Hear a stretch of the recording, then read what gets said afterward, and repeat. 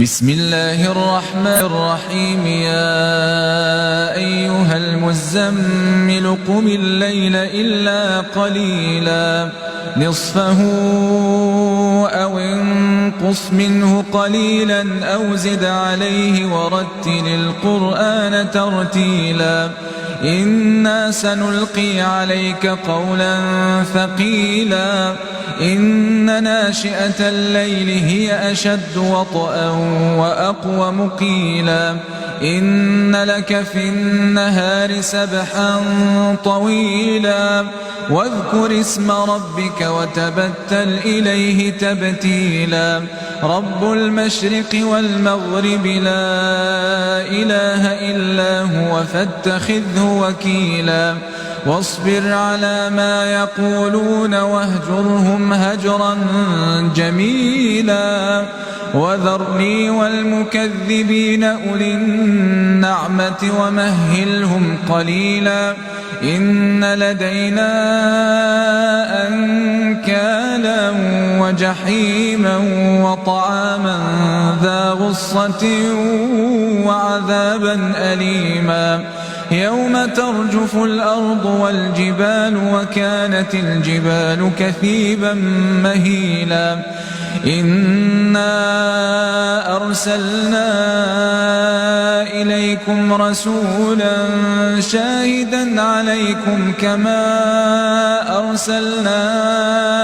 إلى فرعون رسولا فعصى فرعون الرسول فأخذناه أخذا وبيلا فكيف تتقون إن كفرتم يوما يجعل الولدان شيبا السماء منفطر به كان وعده مفعولا إن هذه تذكرة فمن شاء اتخذ إلى ربه سبيلا إن ربك يعلم أنك تقوم أدنى من ثلثي الليل ونصفه وثلثه وطائفة من الذين معك والله يقدر الليل والنهار علم أن لن تحصوه فتاب عليكم فاقرؤوا ما تيسر من القرآن علم أن سيكون منكم مرضى وآخرون يضربون في الأرض يبتغون من فضل الله وآخرون يقاتلون في سبيل الله فاقرؤوا ما تيسر منه وأقيموا الصلاة وآتوا الزكاة وأقرضوا الله قرضا حسنا وما تقدموا لأنفسكم